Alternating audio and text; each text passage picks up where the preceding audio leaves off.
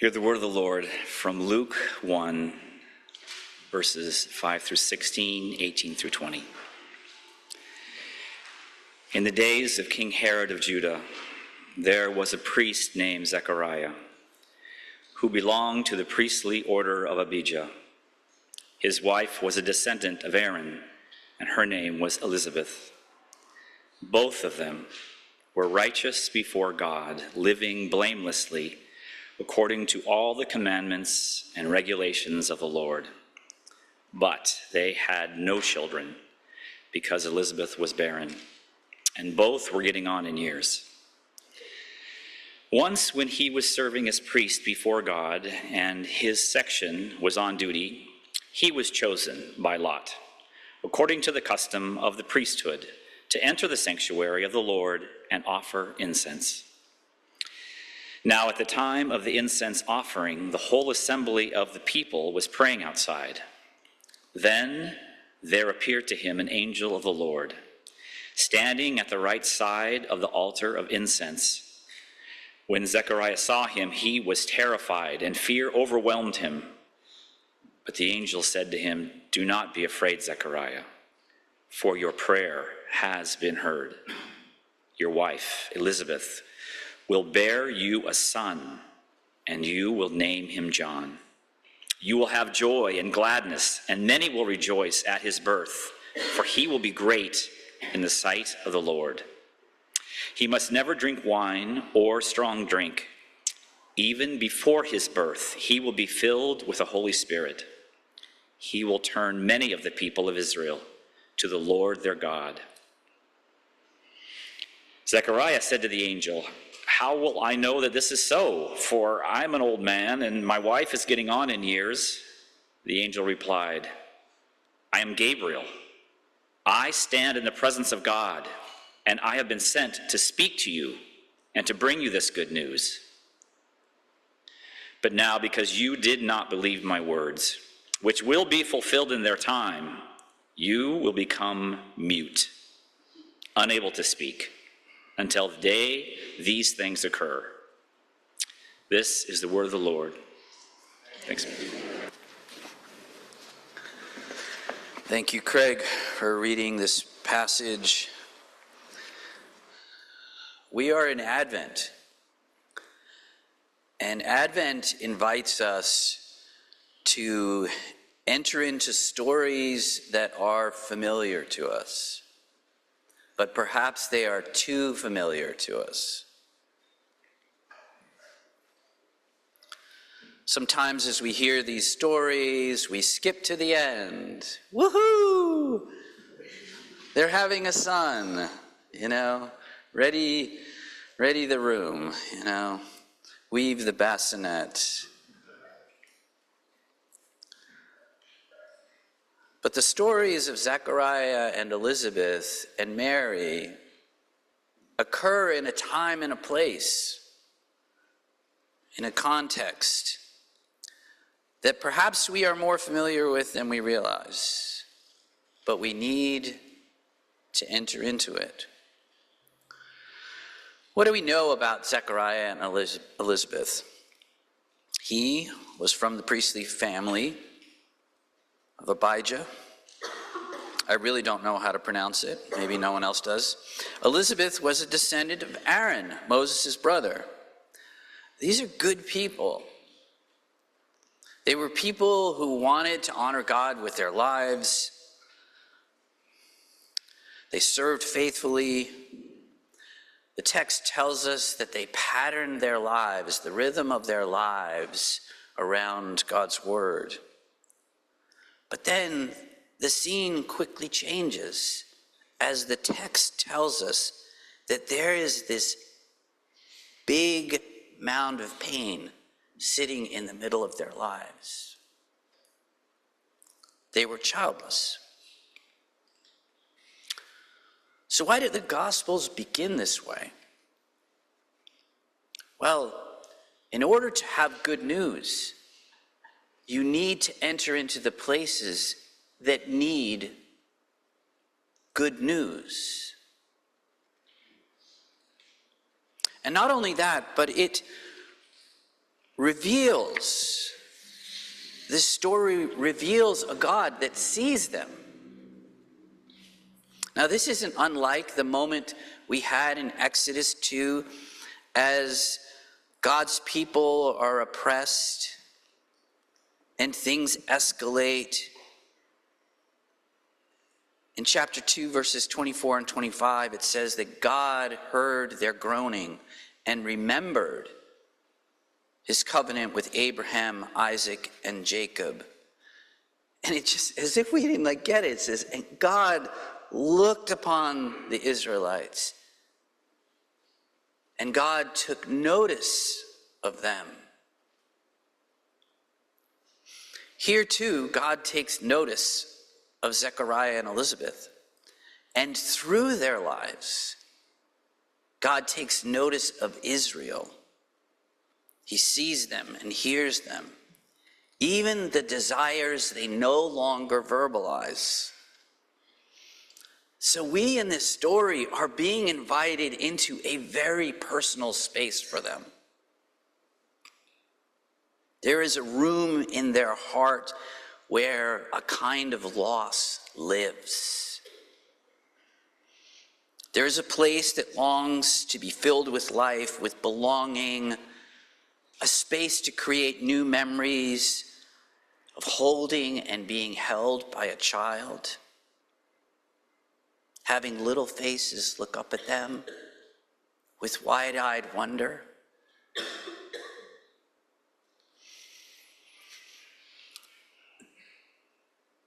Zechariah and Elizabeth are not alone in their experience. The way that Luke expresses their childlessness is an allusion to Abraham and Sarah. We could look at Genesis 16 and 18, where they're described in very similar ways. And suddenly we realize that this story is given this larger context of experience. It would have been easy for Zechariah and Elizabeth to see themselves as very much alone and disconnected from other people, as if they were the only ones who knew, who really understood what this felt like. But there is in this collective story that they are a part of, Abraham and Sarah and Hannah and Elkanah and others who've walked this path. And Luke, just in a subtle way, just roots this story in these other stories that they can connect themselves to. We hear from Abraham's own lips the pain that he felt. What good are your blessings when I have no child with whom to pass it on to? It's good when we can be this honest. And Zechariah and Elizabeth have lived this long waiting. And there is this grief that lives in their hearts. Now, if we want perhaps a familiar Christmas story to connect how Zechariah feels, we have to look no further than It's a Wonderful Life and our dear friend George Bailey. He had a vision for his life, he had hopes and dreams, and he was always the one who did the right things. So as we watch this clip from It's a Wonderful Life, I want us to notice, this is the first of two clips, I want us to notice his energy, his enthusiasm, the light in his eyes. He's young, his dreams are bursting out of this sweater that he borrowed, I think. And he looks at Mary and scarcely notices that she has dreams too. You should just watch this short clip for just a moment. I know what I'm going to do tomorrow and the next day and next year and a year after that. I'm shaking the dust of this crummy little town off my feet and I'm going to see the world. Italy, Greece, the Parthenon, the Colosseum. Then I'm coming back here and go to college and see what they know. And then I'm going to build things. I'm going to build airfields. I'm going to build skyscrapers 100 stories high. I'm going to build bridges a mile long. What, you going to throw a rock?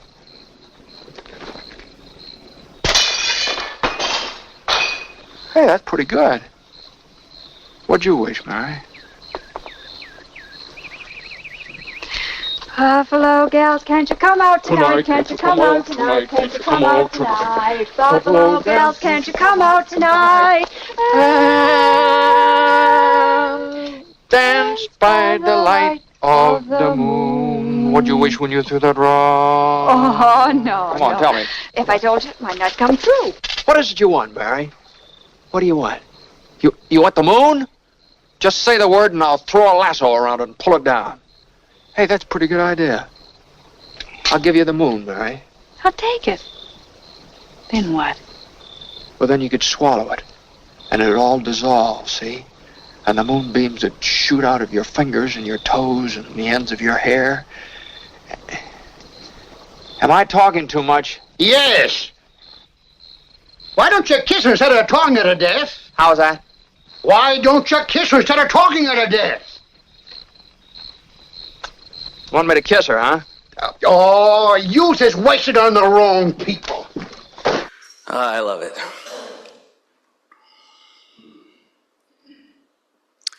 We watch them. We watch the interaction between them.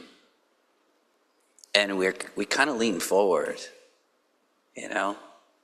We're as familiar with Zechariah and Elizabeth's story as we are with this one, right? And you see how their desires are like dancing on the surface. It's beautiful to watch. But then we need to pan to this next scene. This is a longer clip, so we maybe should have distributed popcorn or something. But I want us to sit in this moment. It's years later. Mary returns to Bedford Falls. She's finished college. She's worked in New York. But for George, life has not gone the same way. And I want us to notice how life's disappointments have bruised him. His body language is very different. He's hunched over, he's frustrated. There's a moment where he kicks open the gate and he hides behind a kind of aloofness until a moment of vulnerability. So watch this extended clip.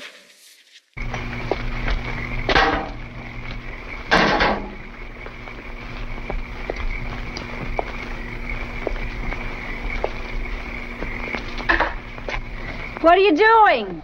Picketing? Oh, Mary. I just happened to be passing by her. Yes, so I noticed. Have you made up your mind? How's that? Have you made up your mind? About what? About coming in.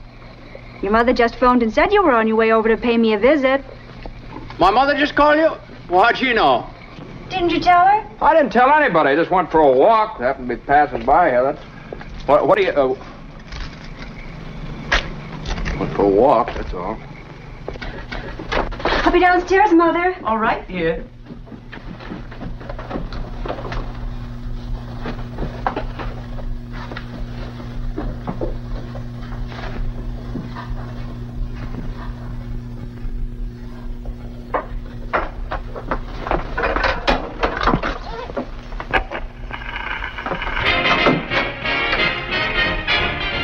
Well, are you coming in or aren't you? Well, I'll come in for a minute. But I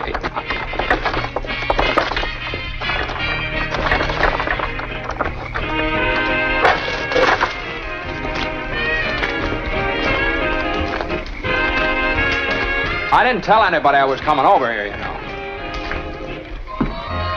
When'd you get back? Tuesday. Let's get that dress. Do you like it? All right. I was lumbering down the street. I thought you would go back to New York like Sam and Angie and the rest of them. Oh, I worked there a couple of vacations, but I don't know. I guess I was homesick. Homesick? For Bedford Falls? Yes. And my family and everything.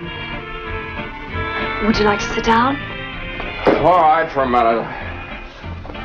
I still can't understand it, though. You know, I didn't tell anybody I was coming here. Would you rather leave? No, I don't want to be rude. Well, then, sit down. What's that? Some joke, huh?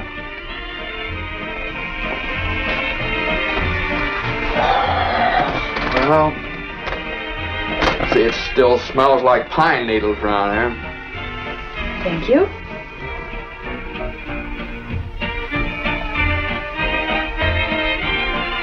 And dance by the... What's the matter? Oh, yeah. Well, Nice about your brother Harry and Ruth, isn't it? oh, yeah, that's all right. Don't you like her? Well, of course I like her. She's a peach. Oh, just marriage in general you're not enthusiastic about. No, marriage is all right for Harry and Marty and Sam and you. Mary, who's down there with you? It's George Bailey, Mother. George Bailey? What's he want? I don't know. What do you want? Me? Not a thing. I just came in to get warm. He's making violent love to me, Mother. You tell him to go right back home, and don't you leave the house either. Sam Wainwright promised to call you from New York tonight. What's your mother mean? You know, I didn't come here to... What did you come here for, then? I don't know. You tell me. You're supposed to be the one that has all the answers. You tell me. Why don't you go home? That's where I'm going. I don't know why I came here in the first place. Good night. Good night. Mary, the telephone is Sam. I'll get it. Whatever were you doing? It's good here. Come out tonight, can't you come out tonight? Buffalo gals, can't you come out tonight?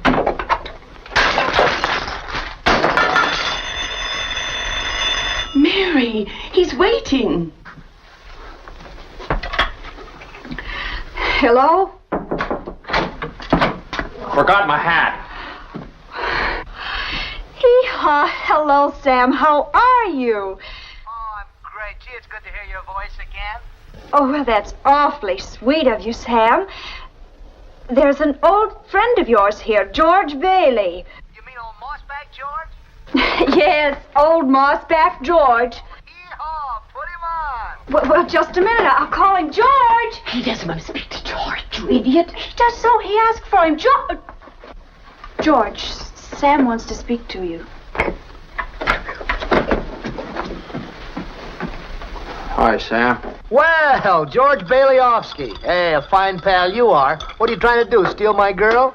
Oh, what do you mean? Nobody's trying to steal anybody's girl. Here's Mary. Oh, no, wait a minute. I want to talk to Here, both you- of you. Tell Mary to get on the extension. You talk. Mother's on the extension. I am not. We can both hear. Come here. We're listening, Sam. Well, look, I have a big deal coming up that's going to make us all rich. George, do you remember that night in Martini's bar when you told me you'd read someplace about making plastics out of soybeans? Chili beans. Shut up, will you? You remember, out of soybeans. Yeah, soybeans, yeah. Well, listen, Dad snapped up the idea, and he's going to build a factory outside of Rochester. How do you like that?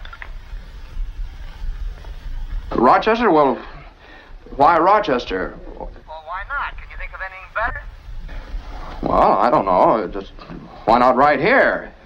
You remember that old tool and machinery works? Well, you tell your father you can get that for a song, and all the labor he wants, too. Half the town was thrown out of work when they closed down. Was that so?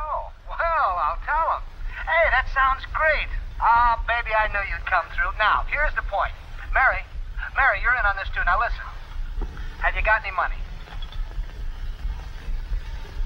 Money? Yeah. Well, a little. Well, now, listen. I want you to put every cent you've got into our stock. Do you hear? And, George, I may have a job for you. That is, unless you're still married to that broken-down building and loan. Well, this is the biggest thing since radio, and I'm letting you in on the ground floor. Oh, Mary, Mary? Well, I'm here. Will you tell that guy I'm giving him the chance of a lifetime? Do you hear? The chance of a lifetime. He says it's the chance of a lifetime. Now, you listen to me. I don't want any plastics, I don't want any ground floors, and I don't want to get married ever to anyone. You understand that? I want to do what I want to do.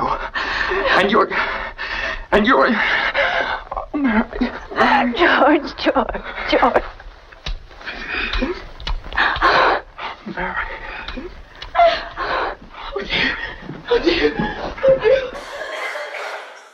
Wow.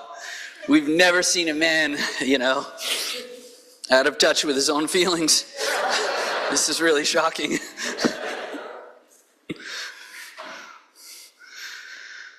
Her mother asks, "What does he want?" And then Mary repeats it. "What do you want?"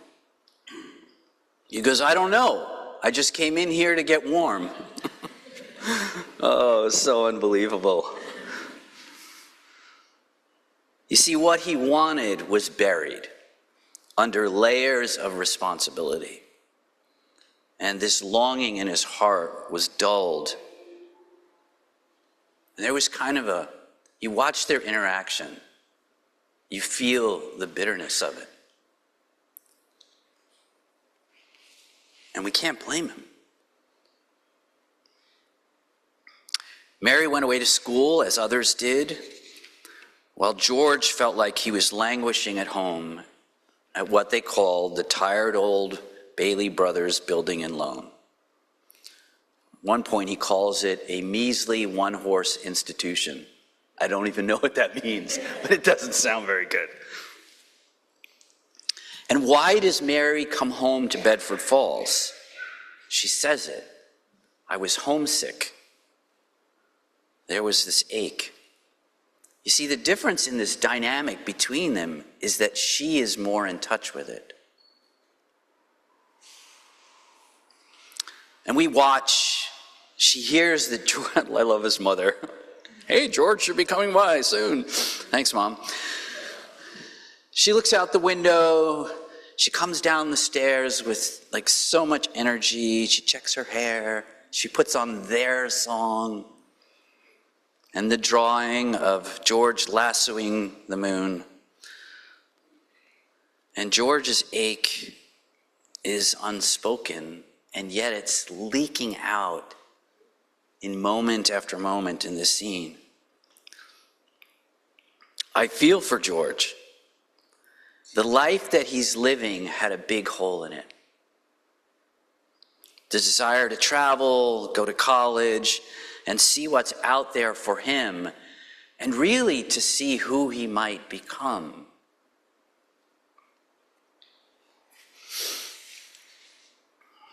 In our gospel story, we meet Zechariah and Elizabeth, who have long wrestled with their own ache. Now, into their lives, providence is working very slowly. To be honest, it seems like it's taken its sweet old time. 400 years of prophetic silence, the oppressive presence of Rome, food scarcity, and the emptiness in their lives. And somehow Zechariah was chosen to serve in the temple. This is a real honor, and a large crowd gathers outside when suddenly an angel appears. Now, don't imagine wings fluttering or this, beautiful white attire shrouded in smoke. Who knows what it was like? But make no mistake, this angel's presence filled him with fear.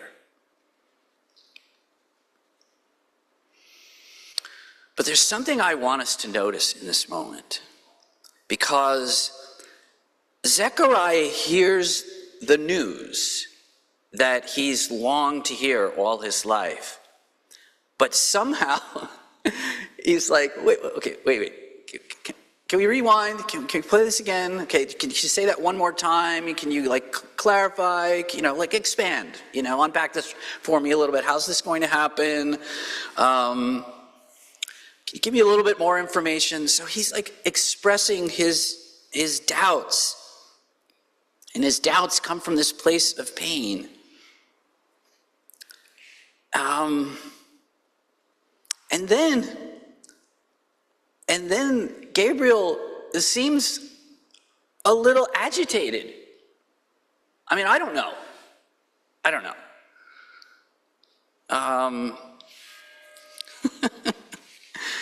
Yeah, Gabriel's like, wait a second. Wait, let me clarify a few things for you. I stand in the presence of God. Like, I'm not here on some 2-bit operation here. Like, I have come right from head office. And I've read this story, and I'm like, what's wrong with you, Zechariah? And I've always thought like this, he was being punished. Gabriel's like, you will not speak until the baby is born. I have this whole scenario in my head of like how this unfolded. And Zechariah's like, okay, I'll go stand in the corner.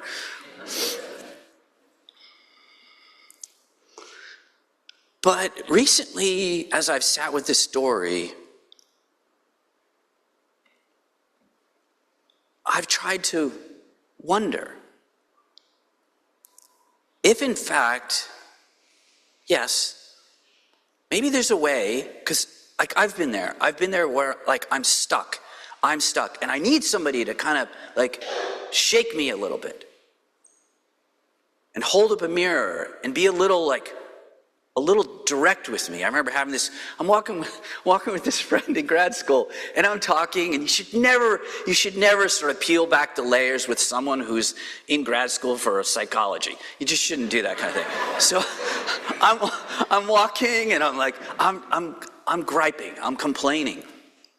And I'm going over it, and I'm churning the soil, and he just looks at me and he goes, "It sounds like you're not over that." I was like, thanks. But sometimes we need to be like snap out of it. And I think this was kind of a snap out of it kind of moment, but I don't think that's all that it was. I feel like in the midst of this, in the midst of Zechariah being stuck in this long, shadowy winter, Gabriel said, "I have a present for you.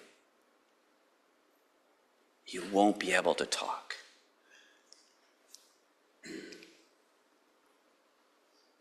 Now, I don't know a lot about Zechariah. Maybe Zechariah was an external processor.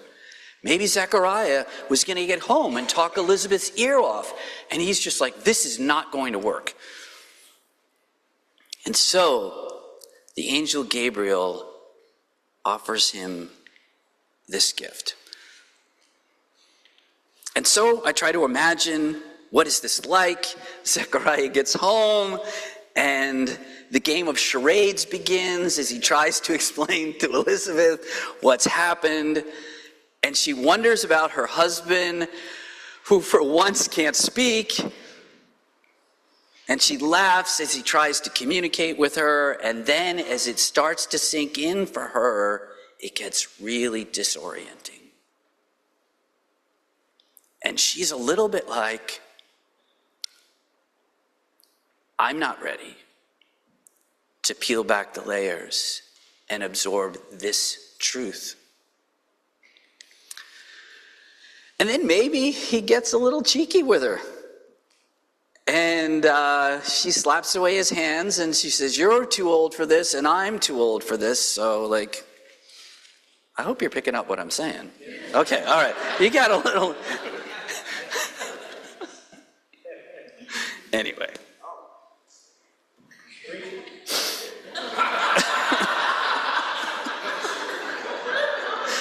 Okay, and now we will recess our service.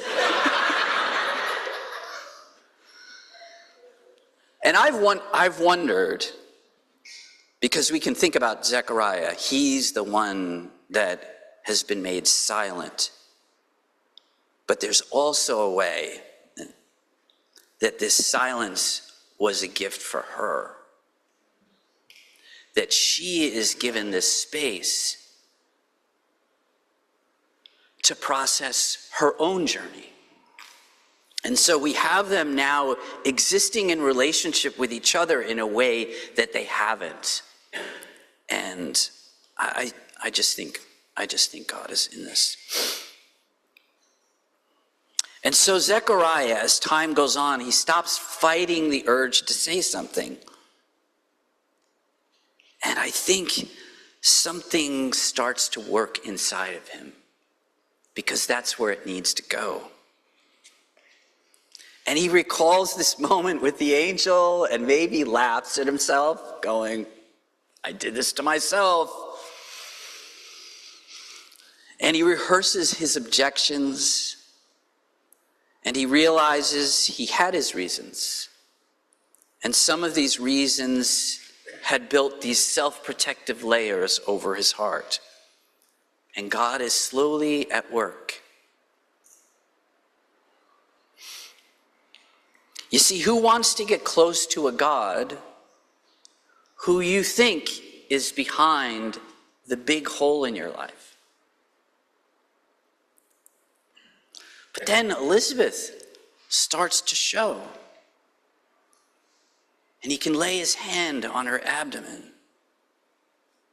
And he feels the first kicks. And I think all of this is working its way into them. Into these places that desperately need to heal. You see, Zechariah needs to untangle some things. In our lives, when things don't go the way we think they should go, and we carry pain in ourselves, there are these narratives. Maybe they're narratives of feeling forgotten, or shame, unworthiness. And then things start to surface in his heart, and he realizes perhaps that the way he has even come to worship has had these layers that have kept him from being really free with his God. And that his body carries a kind of sadness.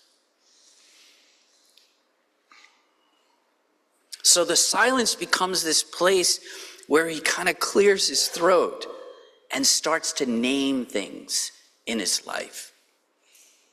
That there are, and I pictured in my mind, these dusty rooms that haven't been opened. And, like in these movie scenes, and you walk in and there's sheets covering the furniture, that there were these spaces inside of him that were like that, where the curtains needed to be opened. And he starts to feel, I want us to understand this, he starts to feel more human.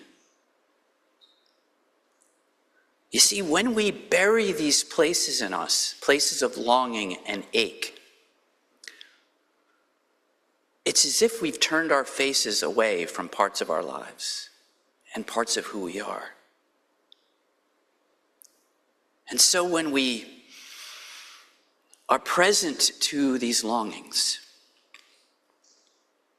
we become more human because we're becoming more present to ourselves.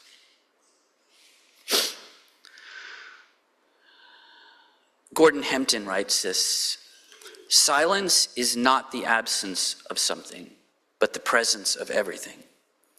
It's the presence of time undisturbed. It can be felt within the chest. Silence nurtures our nature. Sorry, no glasses today. Our human nature, and lets us know who we are. Left with a more receptive mind and a more attuned ear, we become better listeners, not only to nature, but to each other. And I like the beginning of this next part. Silence can be carried like embers from a fire. It's beautiful. And silence carries us into places in our lives where light needs to shine, where the hardness needs to soften. Now, you might be sitting here and thinking, I think you're coloring outside the lines a little bit. But I'm not sure that I am. You see, we fast forward to the time when John is born. And it's interesting because John is born, and it doesn't exactly happen the way Gabriel said, because John is 8 days old when they bring him to be circumcised, and John still can't talk. You might even wonder, wait, you said when he's born. But it doesn't happen until there's this moment where John is born, they bring him to be circumcised. It says here on the 8th day, they came to circumcise him, and they were going to name him, like, who's they? I'm like, they were going to name him Zechariah. I'm not sure what's going on. Maybe, anyway, it's just interesting, the language. They were going to name him Zechariah after his father. And so they turned to Elizabeth, and she says he's to be called John. And people are confused. That's okay. And they're like, this isn't a family name. Then they began, Elizabeth must have loved this. Then they began motioning to Zechariah to find out what he wanted to call the baby. Let's just sit for a moment in this frustration for Elizabeth. Anyway. And I think he looks at Elizabeth, and yes, I am embellishing now. I think he looks at Elizabeth now, having walked through this journey, as if to say, I'm sorry they don't believe you.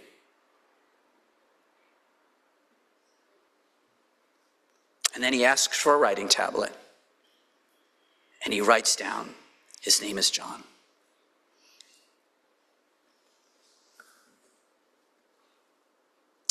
And immediately, he can speak.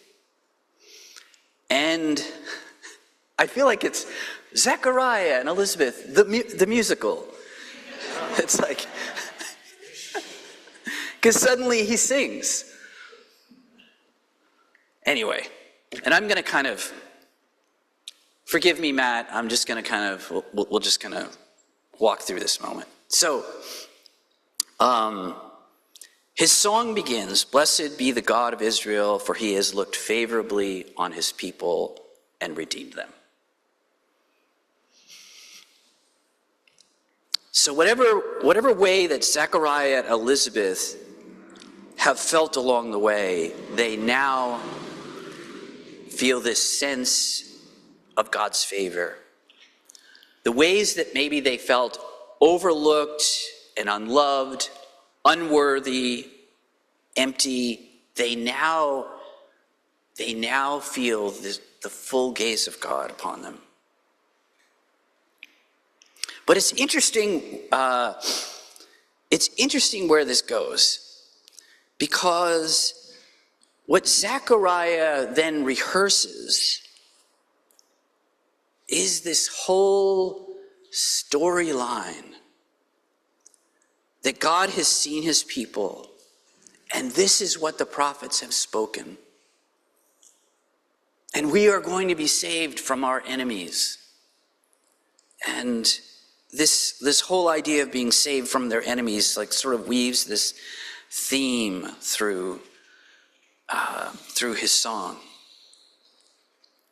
And there's a way in which Zechariah, his whole understanding of what is happening is rooted in God's covenant to them. That what is happening in their lives is actually this expression of God entering into the life of his people. It is not simply about them.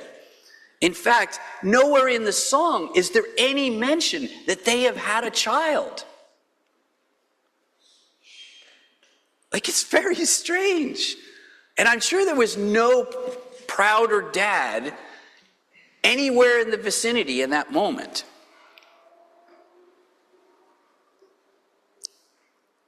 But this journey of Zechariah has